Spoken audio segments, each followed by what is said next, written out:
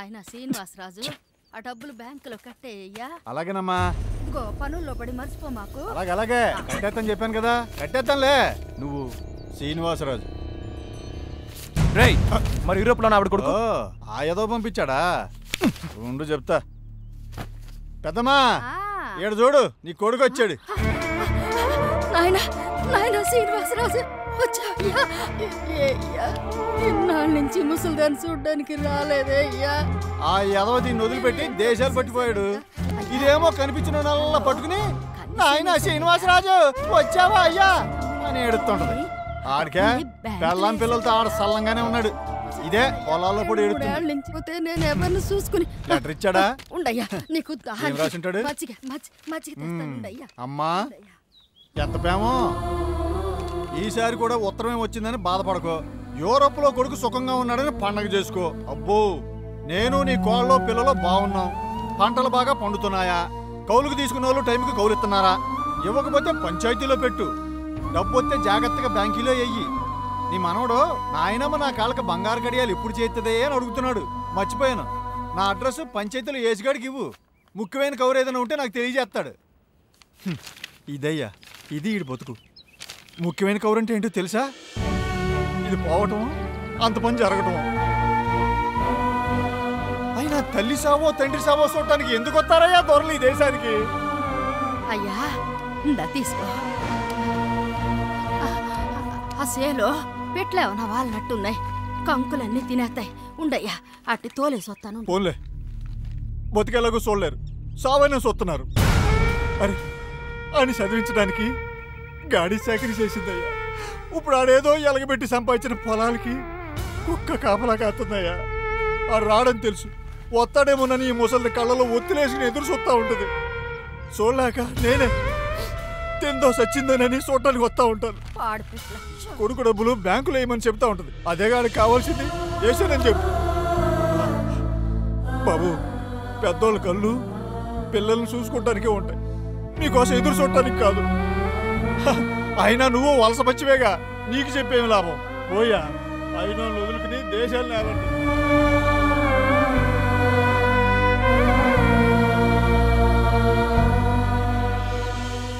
ఏంటి ఆవిడ కూడా మీ అమ్మమ్మలాకి పిచ్చిదైపోయింది అనుకుంటా?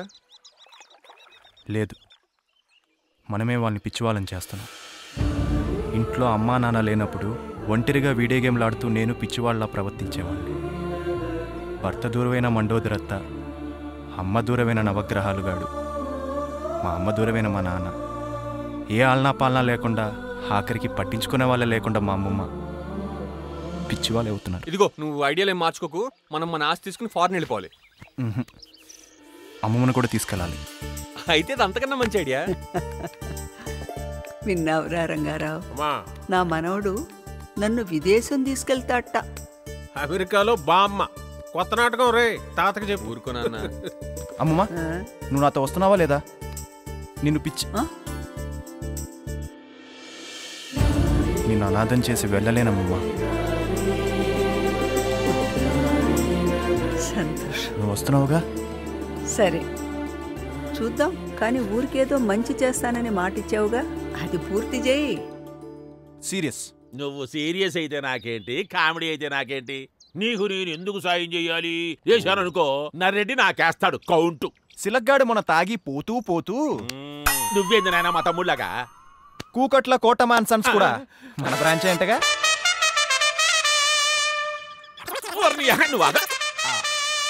ఏం కావాలి? వర్కౌట్ అయిందా? పద విలేజ్ డెవలప్మెంట్ కి జనాలకి మంచి పంట ఉంటే సరిపోతుందిగా. పంటలు పండాలంటే నీ ఇల్లు నీళ్ళు తెప్పిద్దాం. అన్ని ఎకరాలు తడపాలంటే ఇక్కడ మనకు దడిచిపోద్ది. బోరే ఇద్దామమ్మా. కరెంట్ లేకుండా బోర్లు ఎందుకమ్మా? పోనీ కరెంటే తెప్పిద్దామమ్మా. ఏం తెప్పించేది? పైన లేక పిసుకు తెస్తున్నారు. ఇక కింద దాకా ఆడొస్తుంది కరెంట్. ఏం తిని బ్రతుకుతారమ్మా ఈ జనం? అదిగో కొడుతుందిగా గాలి, అది తిని బతుకుతారులే. అది గాలి కలిసి సుకుమారు.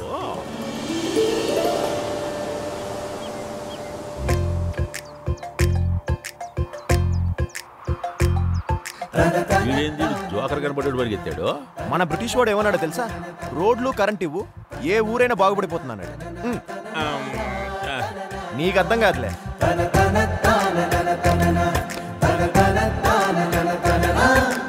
ఓ మై గాడ్, ఫేస్బుక్ని ఇలా కూడా వాడుకోవచ్చు అన్నమాట. ఏం చేస్తున్నావు సుకుమార్? లోకల్ నెట్వర్క్ కోసం సోషల్ నెట్వర్క్ని వాడేస్తున్నాను. అంటే ఏదో సీఈఓ కూడా వాడేస్తున్నావు అనమాట. You're right.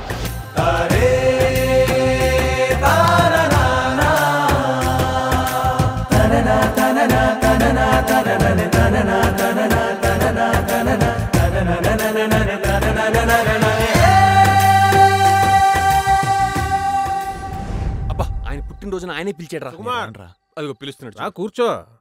వస్తున్నాను. ఈరోజు ఈ వేడుక నేనేదో పుట్టినరోజు చేసుకోవాలని కాదు, అందరూ కలుస్తారని. ఒక మనిషి ఎదుగుతున్నాడంటే అది సంపాదించుకోవడం అనుకుంటాడు, కాదు కోల్పోవడం. ఒకటి తన వయసులో తనకు కావలసిన విలువైన మనుషుల్లో. పోయిన సంవత్సరం నాతో ఉన్న రాఘవగాడు ఈ సంవత్సరం ఏడి లేడు. అందుకని ఒకసారి అందరం కలుసుకుంటే బాగుంటుందని ఇలాగా. ఏ నాటకంలోది? సరే, నీకు అర్థమయ్యేటట్టు ఈ భాషలో చెప్పనా? రే సుకుమార్, నీకున్న ఆస్తికి ఓ 3 కోట్లు కలుపుకొని ఆ 3 కోట్లు తీసేస్తే ఏమవుతురా? పెద్ద తేడా ఏం లేదు. కానీ మీ అమ్మమ్మ, అమ్మ, నాన్న ఈ ముగ్గురిని నీతో కలుపుకో. ఆ ముగ్గురిని నీ నుంచి తీసి, ఆ ముగ్గురు నీతో ఉంటేనే నీ జీవితం. ఆ ముగ్గురిని తీసేస్తే నువ్వు శూన్యం. ఇక్కడ ఉందిరా తేడా. అర్థమైందా?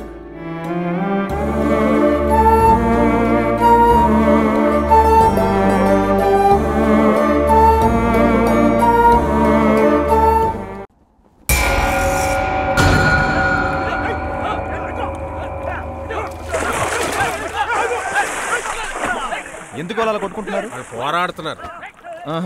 రెండింటికి డిఫరెన్స్ ఏంటో? ఎవడ ఆస్తి కోసం వాడు గొడవ పడితే కొట్లాట, ఊరికేదో మంచి చేయాలని తాపత్రయపడ్డం పోరాటం.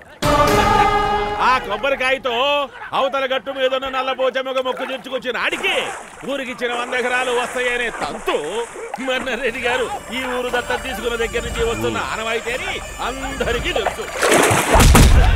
ఒకప్పుడు ఈ ఊర్లో వాళ్ళు పలికిమాలి బ్యాచ్ అనుకునేవారు, కానీ అదే ఊరికి ఏదో మంచి చేయాలని తాపత్రయపడుతున్నారు. పంచాయతీ అని, పంచాయతీ పెద్దని మధ్యలో పుట్టుకొచ్చిన వాళ్ళ కోసం 100 ఎకరాలు ఇస్తా అన్న మాట కిందకి దిగట్లా. 100కి 100 కలిపి 200 ఎకరాలు ఇస్తా గెలిచినోడికి. ఒరే, ఓ బలవంతుడు అన్యాయం చేయాలనుకోవడం ఎంత తప్పు, మరో బలవంతుడు ఆ అన్యాయాన్ని ఎదుర్కోపోవడం కూడా అంతే తప్పు.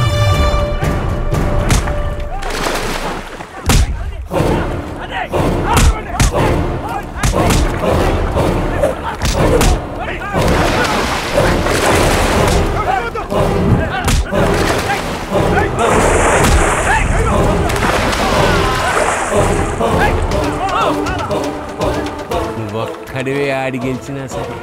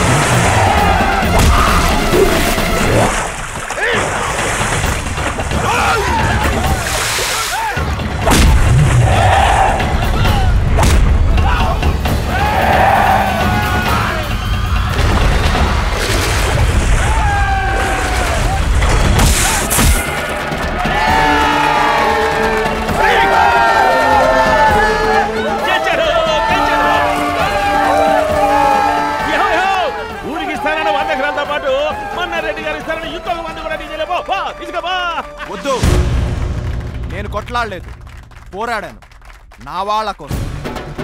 ఈ రోజు నుండి ఆ 100 ఎకరాలు ఊరివే. వచ్చారా రెడ్డినే